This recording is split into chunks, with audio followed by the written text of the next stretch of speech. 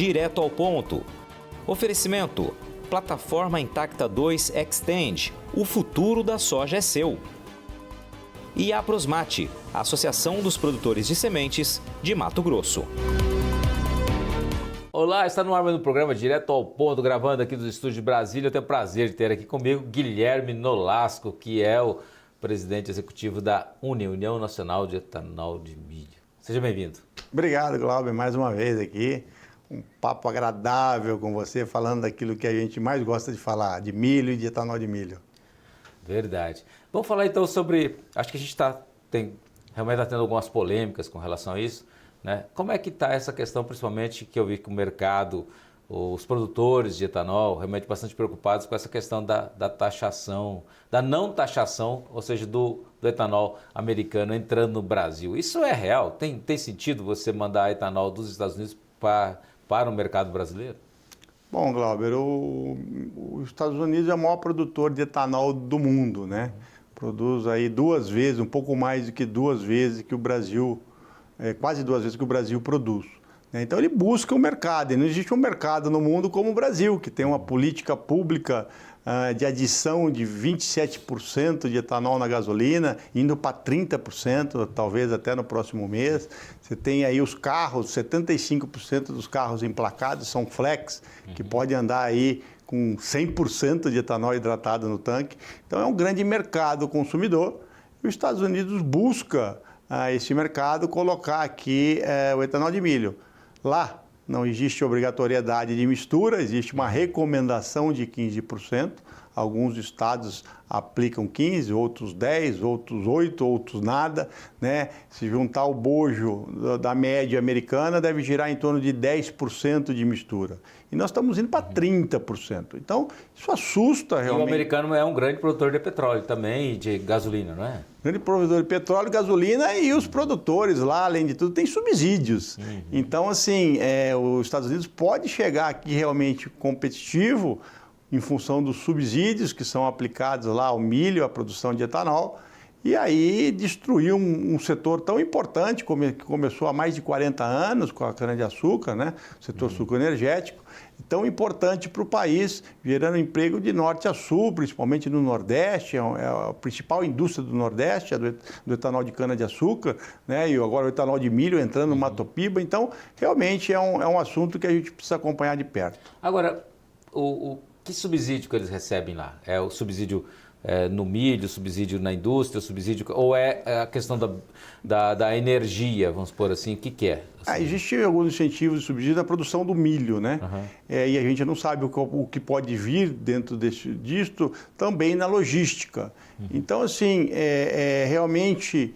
a preocupação... Sem falar que independente de ter subsídio na logística, a logística deles o custo é metade do nosso, porque lá tem logística, né? E aqui não tem, né? Lá tem ferrovias, né? Que eu já vi lá, outra vez você tem a ferrovia que passa dentro da usina, né? E aqui não tem. Tem um exemplo bastante emblemático. Lá de agosto de 2022 até dezembro de 2022, por ocasião da reeleição do Trump, o presidente Bolsonaro zerou a tarifa de importação do etanol americano, né? E neste período, só entraram 200 milhões de litros de etanol americano no Brasil, porque não dava paridade de preço, não era viável, não era competitivo. Qual que é o nosso medo? Né?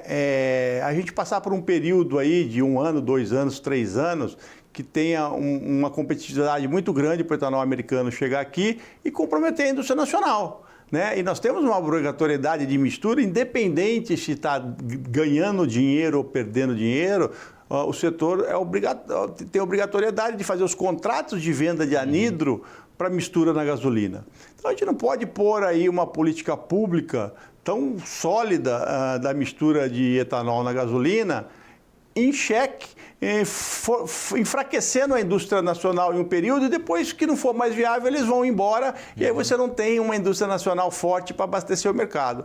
Então isso tem que ser muito bem conversado, né? O governo americano fala em equiparação de tarifas, né? Então a gente precisa buscar a equiparação, o comércio justo, ao mesmo tempo o setor sucroenergético também é super taxado para colocar o açúcar nos Estados Unidos, né? Quanto mais açúcar se produz, menos cana para etanol está destinada. Então você abre um vácuo também para a produção de etanol de milho. Então a gente tem Agora, se eles chegassem e falassem, bom, beleza, a gente vai tirar a tarifa zero para o açúcar e aí esses de etanol, isso seria compensatório, porque as usinas de cana aqui poderiam estar produzindo mais açúcar e no caso seria uma compensação. Elas acabariam tirando 2, 3, 5 bilhões de litros de etanol do mercado e colocariam esse açúcar lá nos Estados Unidos e eles podem botar assim. Isso seria viável ou mesmo assim não? Não, isso seria viável, muito viável, porque o açúcar tem um prêmio sobre o etanol. Hoje, no mercado internacional, ele remunera mais do que o etanol quando você põe em cana equivalente. Né? Mas, ao mesmo tempo, nos Estados Unidos são dois setores diferentes. O açúcar é um setor que produz da beterraba, de outra produção, e o etanol é de milho. Aqui no Brasil, os dois produtos são feitos da cana-de-açúcar. Então, dificilmente é uma luta do produtor de açúcar brasileiro, querer exportar sem tarifa, ter uma pequena cota só anual, mas é um desafio para os Estados Unidos querer trazer um benefício para o etanol de milho americano e tirar a taxação do açúcar, que são dois setores diferentes. Mas essa é uma conta inteligente e com certeza o Brasil se sentiria aí bastante satisfeito se fosse uma equivalência, açúcar e etanol, uma moeda de troca livre de taxas. Agora também tem uma questão que a gente tem que relembrar, eu gostaria que você explicasse melhor, que aqui, por exemplo, para você produzir o etanol de milho, né? Ou mesmo de cana, para a produção de etanol você precisa de biomassa, ou seja, biomassa para caldeira, para gerar vapor, né? E essas coisas todas. E aqui é feito a própria cana, o bagaço da cana é aproveitado e vai para a caldeira, assim como no caso quem é de milho se produz o eucalipto, geralmente é de eucalipto, né? Então planta-se o eucalipto e você corta esse eucalipto, faz no caso cavaco e vai para a caldeira para a produção, né? De vapor e produz energia e tudo mais. No caso dos Estados Unidos, eles fazem isso através do gás, um gás natural, só que no caso a nossa biomassa é uma biomassa renovável, né? Então ela é renovável. No caso lá, o gás é um gás que é poluente, que causa efeito estufa. Como é que é isso daí? E sem falar que lá é subsidiado esse gás. Então, não sei, comparando quando você compara o custo disso, vocês têm essa comparação de custo, inclusive? Muito bem colocado, Glauber, né? Quando a gente fala em equivalência de tarifas de importação, a gente precisa pôr na mesa, também o governo brasileiro precisa pôr na mesa a equivalência ambiental, né? Em função do que você disse, né, deles usarem um gás fóssil na produção do etanol, o etanol de milho americano tem uma pegada de 51 gramas de CO2 equivalente, né? O etanol brasileiro, milho e cana, trabalha na faixa de 22 gramas de CO2. Menos da metade. Então, se o Brasil substitui o etanol brasileiro pelo etanol americano, ele vai estar carbonizando o nosso país, né? Isso vai contra todas as nossas metas de descarbonização. Então, eu acho que dentro da equivalência de tarifas, precisa também trazer equivalência ambiental para que haja uma compensação em função da pegada de carbono do etanol americano que possa entrar aqui muito maior do que o etanol brasileiro. Então, realmente, essa é uma questão que o Brasil precisa pôr na mesa para negociar a hora que vierem falar de tarifa. Agora, você é o embaixador disso. Você tem conversado com o governo sobre isso? Sim, a gente tem conversado. Tem apresentado, inclusive, esses parâmetros? Com certeza, né? Semana passada mesmo eu estive com o ministro da Agricultura e o secretário de Relações Internacionais do MAPA, o Rua, também teve com todo o setor numa reunião na semana retrasada. A gente tem se aproximado do governo para entender, primeiramente, toda a pressão que ele está sofrendo do governo americano, né? Para entender quais são as posições do governo e para colocar nossas preocupações, né? O governo é soberano para decidir aquilo que ele tem, mas a gente traz à mesa os números, os impactos de empregos, de impostos, de geração de renda, de agregação de valor, sobretudo no etanol de milho, que trabalha sob excedentes exportáveis.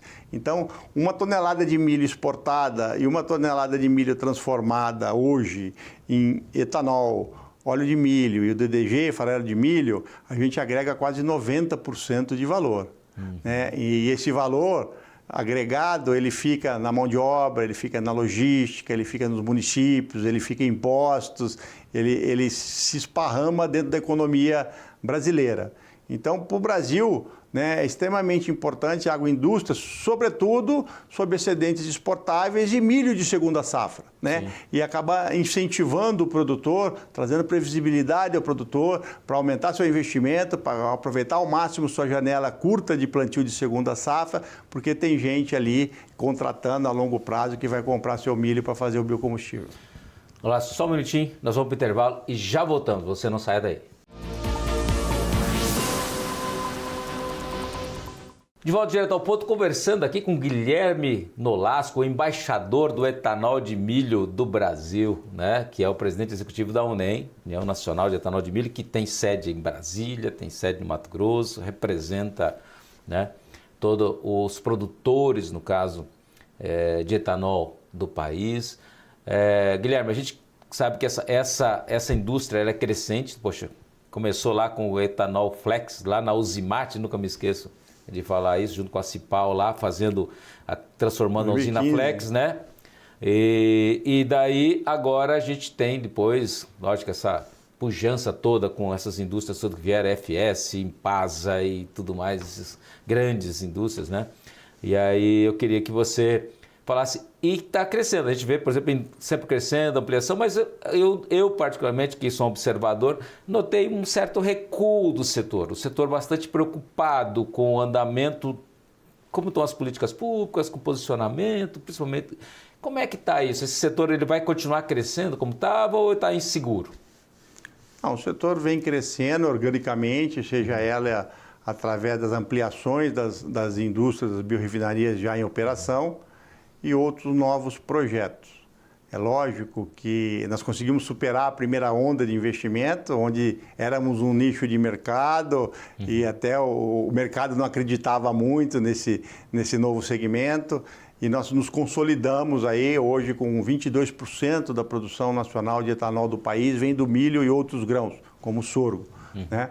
É lógico que num cenário hoje que vem aí com juros altos, Selic, né, projetada para 15%, com todas essas inseguranças de tarifa da importação zerar, milho caro, ganhando valor no mercado internacional, no mercado interno. Então é um momento, e é um aumento, incorporação de um volume grande de deverá ser próximo de 10 bilhões em 2025 de etanol de milho.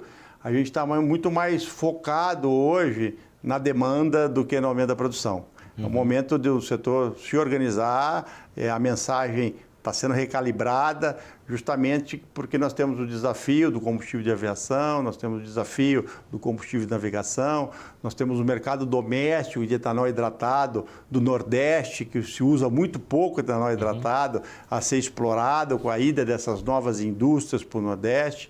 Então, nós temos o mercado internacional, o Brasil já entra num porte agora que ele tem produto para exportar para outros países, nós podemos desenvolver políticas públicas de blend, de mistura de etanol no Mercosul, enfim, é o momento da gente olhar agora para a demanda. É lógico que o setor continua crescendo, continua desenvolvendo, mas esse recuo justamente é uma maturidade do setor, uma maturidade do setor, analisando todas essas variáveis, principalmente a incorporação de oferta mediante a demanda, né? Então esse é um momento realmente, nós vamos fazer um evento até do etanol de milho no início de abril, lá no Mato Grosso, e essa é uma mensagem que será trazida ao mercado. Quais são as oportunidades que o etanol de milho tem ainda e outros grãos na mesa e quais são os desafios, quais são as preocupações. Então a gente tem tratado isso com muita responsabilidade para blindar o setor, para que ele não entre num período difícil e possa aí, trazer uma insegurança ao investidor, né? Então, é um momento, sim, realmente de maturidade, é um momento de atenção a todas essas variáveis, principalmente do custo alto do dinheiro para o investimento. Agora, essa passagem para 30%, quando que começa a valer 30%? Os testes de viabilidade estão em curso, há uma expectativa que até o dia 18 de março finalize os testes, sendo positivo, não trazendo nenhuma restrição ao aumento da mistura. A gente espera que ainda no começo de abril... Essa restrição seria tipo assim, se você... Isso para um carro a gasolina, né? Um carro que é exclusivo a gasolina, porque o carro que já é flex não tem problema. Mas seria no caso do carro que é só a gasolina, se ele vai suportar a questão de bico, de não sei o que, essas coisas assim. Pega um carro de 20 anos atrás, né? Você pega um Monza lá de 85. Você tem, eu acho, um Opala, não tem? Você do tempo do Opala? Ou é o Marcelo Duarte que tem todo o Opala? Não tenho. Então se avalia realmente em várias classes de automóveis que ainda estão em circulação, carros antigos a carburador, carros importados que são só a gasolina, tem muito carro importado aí que não é flex, que é só a gasolina, motocicletas. Então o teste é feito acompanhando aí por todos os elos da cadeia, as indústrias de produção, os setores de produção, a indústria automobilística, a indústria da motocicleta, justamente avaliando se pode trazer algum risco, algum malefício ao consumidor. Mas a gente acredita que não, porque de 27% para 30% é muito pequena a diferença, e quando aplicou-se os 27%, os testes foram feitos até 30%. Então agora, porque tem que ter uma margem de segurança. Então agora está avaliando o teste de 30 para 32. Então a diferença estatística Só que no conjunto do etanol, quando você, vamos supor que mudou, fechou, abril começa. No caso, quantos por cento... O que significa em bilhões de litros no caso? Deve ser incorporado a gasolina em torno de 1,3 bilhões de litros ano. É representativo? Não é tão... Não é. O setor de etanol de milho cresceu 1,8 da safra passada para essa. Né? E esse aumento de mistura, o primeiro degrau vai de 27 para 30, deve crescer aí 1,3 1,4, mas também a partir daí entra um novo teste, um novo estudo um pouco mais complexo para a gente sair de 30% a 35% de mistura, como prevê aí a lei do combustível do futuro. Agora, como é que vocês veem, por exemplo, esse mercado internacional, Nolasco? Por exemplo, o Brasil, ele exporta etanol para algum lugar? Muito pouco. Ano passado exportou em torno de 2 bilhões de litros, mais etanol para outros fins, etanol para a indústria farmacêutica, indústria química, para esterilização. Mas a gente vê hoje um grande potencial com toda essa pressão aí de redução de emissões. A mistura de etanol, 5%, 10%, 15%, 20% na gasolina. A Índia está indo para 20% de mistura, com uma frota bastante antiga. Né? Então, é a metodologia mais barata que tem, porque o etanol precifica abaixo da gasolina e disponível para iniciar uma descarbonização da matriz. Nolasco, eu não sei se vocês fazem discussão nos Estados Unidos, mas no final talvez seja um tema meio longo para discutir, talvez até um tema para congresso de vocês. Você já imaginou, por exemplo, eu não consigo entender os americanos, com o poder que eles têm, principalmente nessa questão ambiental. Se ele pega e fala assim, não, eu vou tornar obrigatório 15% usar etanol aqui no meu país. E todo mundo que fizer comércio com o Brasil é obrigado a ter também 15% de etanol na mistura de gasolina. Você imaginou a revolução que seria isso? Em vez dele ficar querendo botar etanol no Brasil sem taxa? Né? Essa mensagem, Glauber, eu tive essa conversa com o Ryan Legrand, que é o CEO da West Grains. Falei, em vez da gente ficar um querendo o mercado do outro, por que a gente não se une com o poderio econômico, a força de comércio internacional que tem os Estados Unidos, para a gente obrigar o resto do mundo a misturar etanol na gasolina? Não tem etanol para oferecer. Né? Então, aí teria que ser 5%. Então, assim, não dá para entender isso. Essa realmente é a agenda que a gente precisa construir. Há uma rixa, há um desgaste dessa relação do etanol americano com o etanol de cana-de-açúcar desde lá dos anos 70. Mas eu acho que a gente precisa construir realmente essa relação, uma vez que agora os Estados Unidos assumem um protagonismo no mercado internacional, né? O comércio internacional dizendo para todos os países que ele vai taxar, que ele quer igualdade, mas a força do petróleo americano, né, que elege o presidente Trump, é uma força muito grande. Né? Se ele faz isso também diminui a questão. Mas é uma coisa interessante, até como eu disse assim, para você preservar ao longo do tempo, que querendo ou não, o petróleo é finito, né? Mas para preservar ao longo do tempo, seria inteligente já começar isso, economicamente viável. Concordo com você. Nolasco, muito obrigado pela sua participação aqui no Direto ao Ponto.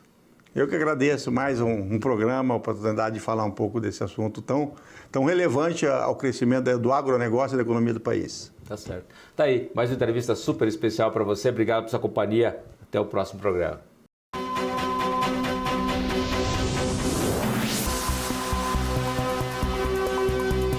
Direto ao ponto. Oferecimento: Plataforma Intacta 2 Extend. O futuro da soja é seu. E a Aprosmate, Associação dos Produtores de Sementes de Mato Grosso.